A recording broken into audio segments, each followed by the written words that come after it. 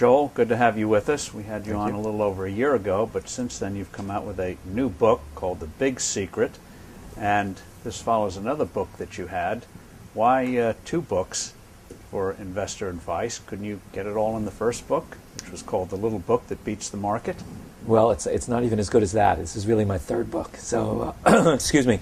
So, I wrote a book 6 years ago called The Little Book That Beats the Market, and it really gave a very simple way for people to beat the market. I actually ended up, after I finished the book, getting worried that people would kind of screw it up, and I was really trying to help people. So, and there aren't great data sources and everything else, so we actually set up a website to do everything for them. Except that I made a little mistake. It actually ended up being pretty hard. I tried doing it with my kids and managing a portfolio of 20 or 30 securities and keeping track of the taxes and everything else. It turns out most people don't, it's kind of hard to do it yourself, and I even found it hard with my own kids. So I learned a lot. We did a lot of research since the first book, and learned some more things, and came out with something that I guess is even easier for people to do, and also takes advantage of our latest research. Now, before we get to that, and you've got some new funds, you maintain that the individual investor can beat the big guys, as you put it. How can that be? Well, it's pretty interesting from the research we did in the book. Most people know that the typical index funds, the S&P 500 and the Russell 1000, if you invest in those, they beat most managers, roughly about 70% of the managers. And that's pretty powerful. It's because of their low fees and that most managers aren't really adding value. So one logical thing to do would be to say, well, I know only 30% of the managers beat the typical index, so how do I find those guys? And it turns out if you look back over the last 3, 5, and 10 years of those managers' records, there's really no correlation between how they do in the next 3, 5, 10, which is really what you're trying to figure out. So that's why many at least advisors have recommended, and possibly rightly, that index funds for the individual investor who doesn't know how to pick stocks on their own is maybe a good opportunity for most people. So we set out to do something a little better. And as it turns out, the regular indexes, the S&P 500 or the Russell 1000, are seriously flawed, as it turns out. Even though they beat the most active managers, they're still very seriously flawed. And they do something that costs investors about 2% a year. And that really is that they're market cap weighted indexes, which means they put more weight into the larger market caps. And so that if a stock... the losers. Right. So if you believe like Ben Graham or Warren Buffett that the market's sometimes emotional, it's not efficient like so many professors have professed over many years. It's not efficient. That means that if the market does get emotional over the short term, that some stocks are overpriced and some are underpriced. And a market cap weighted index, if a stock is overpriced, it buys too much of it automatically. And if it's underpriced, it buys too little of it automatically because it's based on market cap, which is essentially price. So it sounds crazy, but it actually is systematically doing the wrong thing at every point whenever there's an inefficiently priced stock. And so there's an easy way to correct that. And there are actually equally weighted indexes. Instead of putting more in the larger market cap companies, it actually puts an equally weight. So if you have the S&P 500, it'll put as much weight in stock number 1 as it will in stock number 500. It still makes plenty of errors. In other words, it's an equally weighting, but those errors are now random, not systematic like a market cap weighted index. So you actually get back the 2% a year.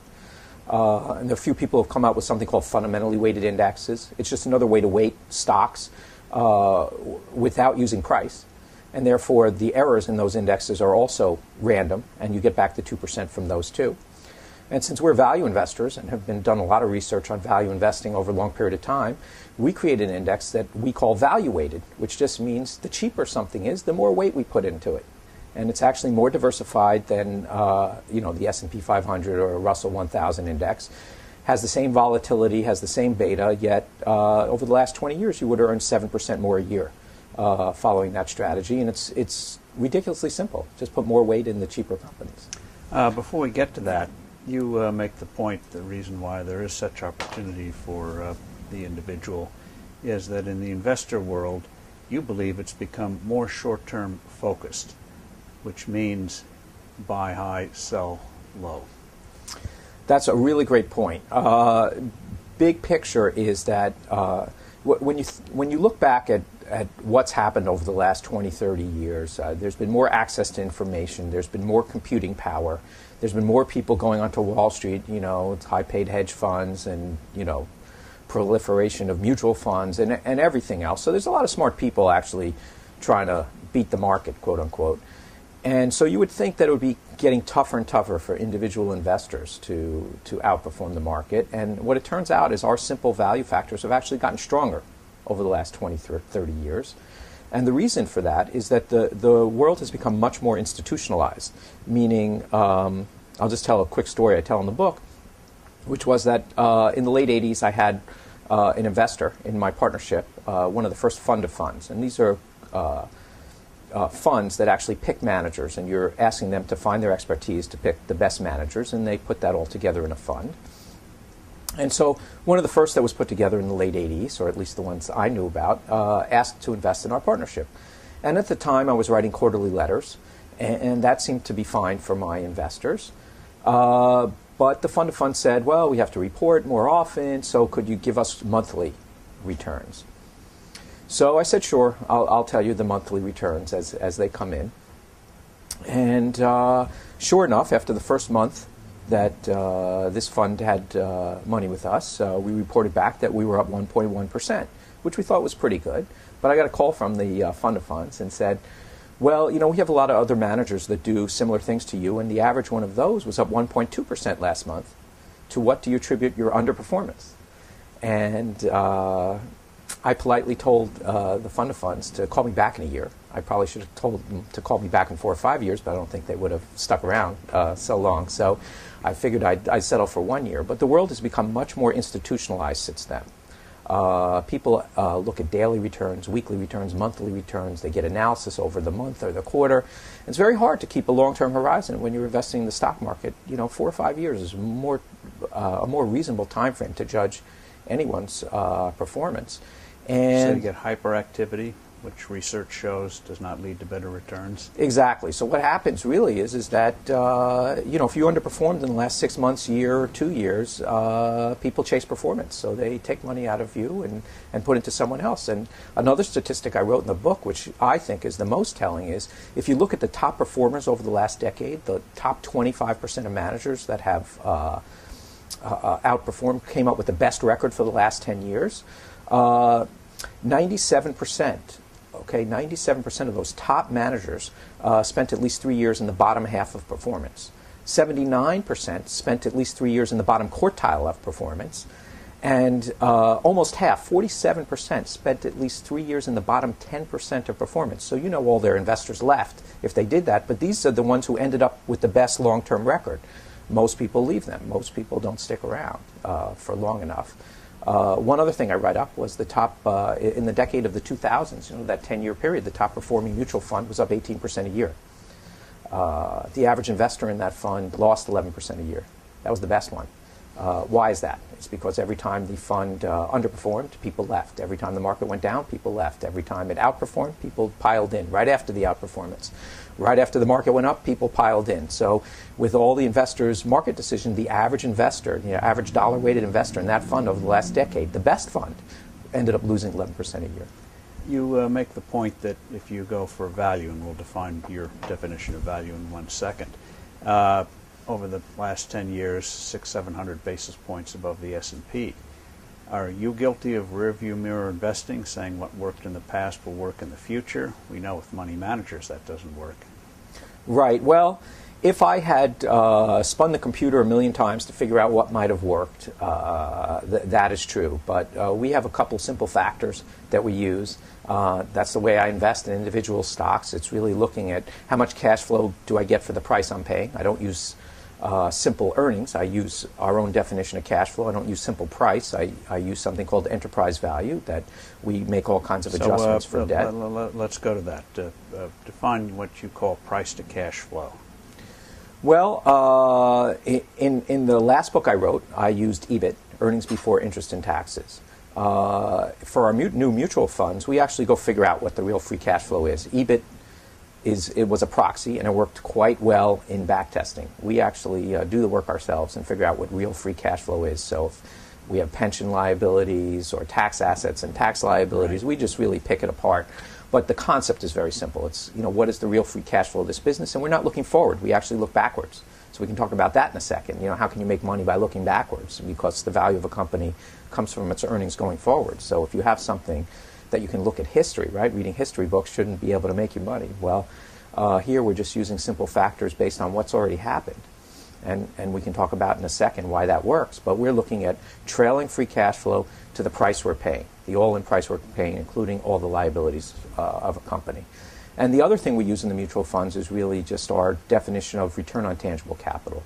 And if you read through all of Warren Buffett's letters, he really focuses very keenly on how good a business it is. And one of the factors that he looks at, most importantly, is a business that can earn high returns on tangible capital.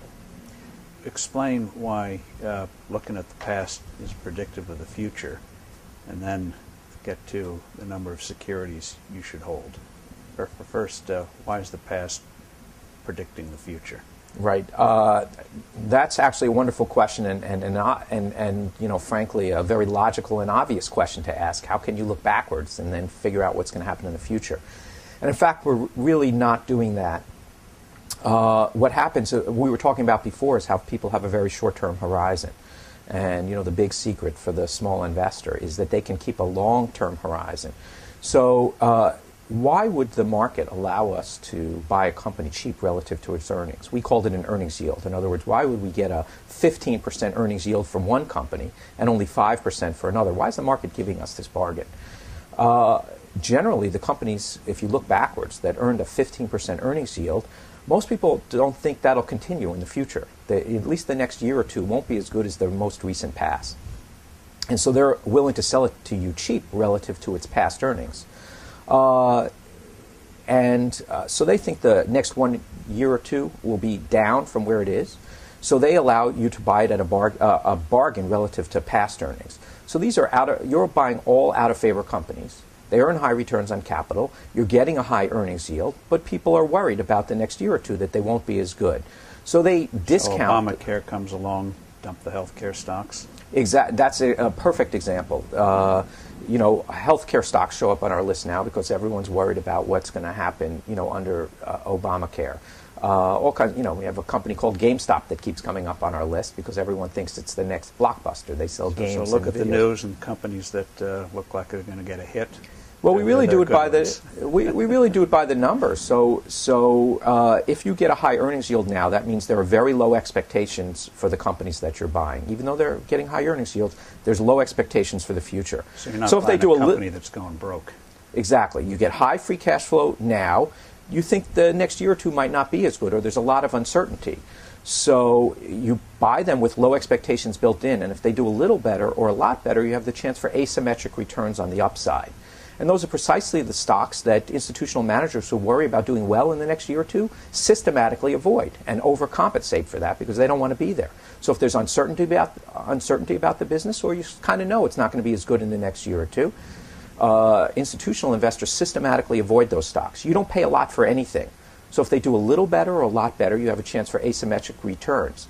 If the low expectations come in, you didn't pay for high expectations. So hopefully you don't lose very much. So if you don't lose very much on the companies where the good news doesn't get a little bit, the news doesn't get a little better than expectations, and you make a lot on the companies where it's a little better or a lot better, on a surprise, you can end up making a lot of money. And it's very systematic. And those factors have actually gotten stronger because of the institutional bias now in the market. Now, as you know, sometimes even though you do brilliant analysis, a stock can still become a dog and stay a dog. Yet you say you get a better return with relatively handful of securities, 20 to 30. Yet you also have a fund where you can offer much more, but you get less of a yield. Why would 20 or 30 do better than, say, 500?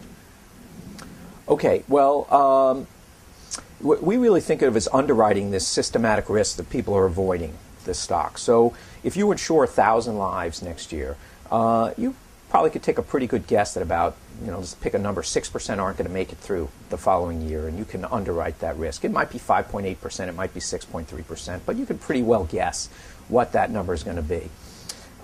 When you underwrite 100 lives, one or two guys going one way or the other could give you a different outlook. Now, over a 10-year period, And you can actually do a little better underwriting with those 100 lives. You can not insure some and insure others, and maybe do. But still, 2 or 3 or 4 people going the wrong way in any particular year can really change your results and your expectations. So we look at it the same way as stock investing. With a more concentrated portfolio, over time you can probably make 2 or 3 points more a year, but you probably have to wait around 5 or 10 years for those extra 2, 3 points, and in the interim it's going to be a very volatile ride. We can actually do it with 500 or 800 stocks with much less volatility. We do 2 or 3 points less, still beating the market by 600 or 700 basis points a year. But the key is, what will you stick with? Most people can't live with the volatility. When they underperform for a year or two, they leave. So if you know yourself and you truly have a 10-year horizon, it may be a better bet to take the more selected portfolio. We actually have a mutual fund that has a more selected approach. But it's really for people who are a little bit braver, meaning they understand what we're doing. We're buying above average companies, but only when they're available at below average prices, and that makes sense to them, and they're willing to stick it out for 5 or 10 years. Most people aren't like that. Most people would rather have a bit of a smoother ride, give up a point or two in return, still with excellent returns, and take a more diversified approach. So there's something for everybody. They both make sense. The trade-off between the extra risk you're taking, which I don't even... So you have 4 relatively new funds today. One, in effect, your version of a domestic index, your version of an international index. Somebody said that's not index, that's quanting. You say you don't care. It's the principle that counts. You have 2 other funds that are more of a roller coaster, or could be more of a roller coaster. A little bit more of a roller coaster, but yes, they have between 75 and 100 stocks in general. Excuse me. So we have, international and domestic index-like funds, and then we have international and domestic more select funds with 75 to 100 stocks in general. And you make the point that, at least last thing I read was, your domestic is doing better than the market, your international is underperforming, and you say, well, that's what the real world is like. You're going to have periods of underperformance. That's exactly how it works. If we had a strategy, and I wrote books about it, that worked every day and every month and every year. Bernie Madoff. Exactly. Everyone would do it, and everyone did do it, and it's not real. It doesn't happen. So we're long-term investing. It doesn't work every day, every month, and every year. Most people can't stick with it. I totally admit that. But that's why it works. And so what I spend my time doing in the books is explaining why it works. Now, the last time we met, you said your way of trying to get value does not work with financials and utilities. Do you think you've found a way to do those 2 industries now? Oh, that's a great question. Thanks for asking it. We did, for our indexes, we do now include both utilities and financials. We developed our own methodology for valuing those, and we insert them into our broad indexes for the company. So the domestic index does include financials and utilities.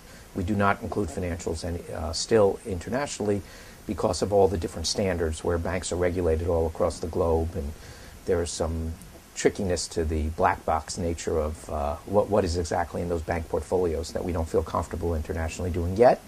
That's another project for down the road. But domestically, we feel very good about the regulatory. Now, are international statistics, other than financials, something you can rely on now? That's also a very good question. I appreciate you asking it. There are many databases that purport to follow international companies. We've looked at them all. We are not comfortable using any of them. The data is not anywhere nearly as good as what's available domestically, and we do our own database domestically also, but internationally it's almost impossible to invest with the commercially available data. And so we ended up putting together an investment team that actually created our own database for international, and we've homogenized 26 countries now with the way that we look at cash flow, the way that we look at valuation of companies and returns on capital, and we do that work ourselves. And so I think that's something very unique. And even though our select international is underperforming, our index is performing in line with the index, we think over the long term, we've only been doing it for about 6 months, we think over the long term, which I mean at least 4 or 5 years, we should have extraordinary outperformance. That's what our hope is anyway. Any prospect of ETFs? We've thought about ETFs, and there's actually some nice tax advantages for individual investors in ETFs. The problem with it is that you have to post your portfolio on a daily basis. And we're doing a lot of proprietary work on our database and our factors that we think add value over time. And so we don't want to give those away to the rest of the world by posting our trades and our portfolios on a daily basis. So if you really think that you can add value, unfortunately, the way ETFs are structured now, you don't want to really be giving that away to the rest of the world, especially if you think what you have is really excellent. So while we would like to do ETFs, and there are some nice tax advantages for individuals, we can't. So we try to be as tax efficient as we can in our other strategies, but not quite as good as an ETF, but those are the reasons. I don't think we'd have the outperformance if we posted the ETF.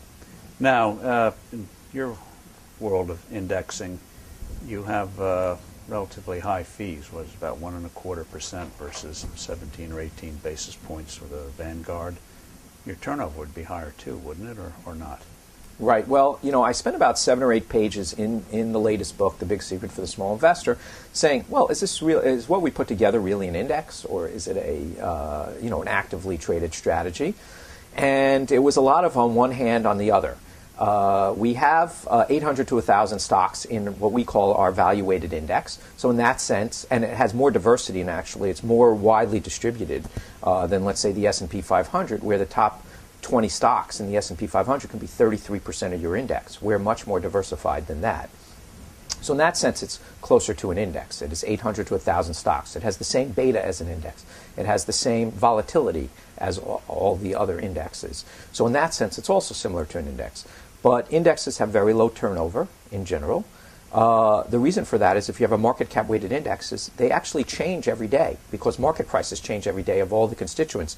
You just don't have to trade to get there. You don't have to trade to get those different weightings in the stocks. They happen automatically as the stock price moves. With us, you have to look at the value of the stock each day. We're looking at value, so we do have to trade. So for $1 million portfolio, we do about $3,000 to $4,000 worth of trading per day, which adds up to about 75 to 100% turnover, which is a little less than most active funds, but still a lot of turnover relative to indexes. So in that sense, it's closer to an active fund. So in effect, you recalibrate each day? We do. We could recalibrate every quarter. In other words, there's something called the Russell 1000 Value Index. And what that index does, and that's a very well-known value index, but they do something different than us. They first, out of the 1,000 stocks in the Russell 1000, which are the largest 1,000 companies according to market cap, they pick the 650 that have certain value attributes that they look at, like low price book, low price sales, standard value characteristics. So they pick the 650 out of the 1,000 that have the best value characteristics, and then they market cap weight them. So they sort of do something that makes some sense, and then they do something that I think detracts significantly from the returns that you can have by market cap weighting that value index. So we could do something similar by staying true to our value weighting criteria and update quarterly, or every 6 months. But we find that because prices change every day, and because earnings change every quarter, and balance sheet information changes every quarter, we could update every 3 months or every 6 months, but we make more money by updating a little bit every day, and that was our goal, to actually make more money for the investor, right? Right. Our goal was to make money. So we kept our eye on that goal, and that's the best thing we could do for investors, and that's how we went about putting it together. You've said business schools other than Columbia, where you're an adjunct professor, ignore value investing. Is that true? To a large degree, that is true. They still most schools don't teach Benjamin Graham. Most business schools do not really teach Benjamin Graham. There are a few around the country that do, but for the most case, people are still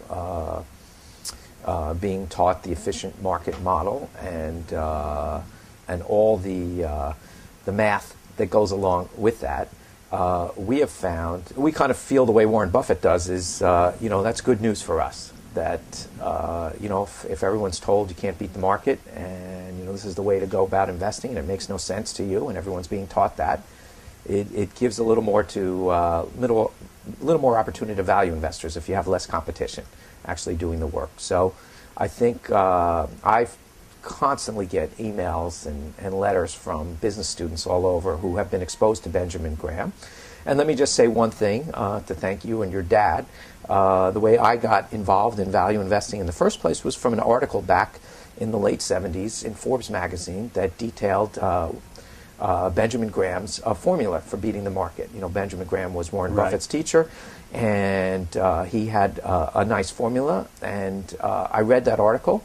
I guess it's 30-something years ago, and a light bulb went off in my head, and I said, this makes total sense. And I read everything that Benjamin Graham ever wrote as a result of that article in Forbes, and it ended up changing my life and changing my way of looking at the world and changing my way of looking at how to invest. And so it was a meaningful turning point in my studies. And I was at a business school. I was at Wharton Business School, and we were learning still efficient markets, and they're still teaching the same thing over there. But, you know, it was a little article in Forbes that kind of put me on the right path, I think. On that note, I think I'll say thank you, Joel, and viewers and unique visitors, keep that in mind. Thank you. It will make you rich. Oops, the SEC's coming after me. Joel, thank you very Pleasure. much.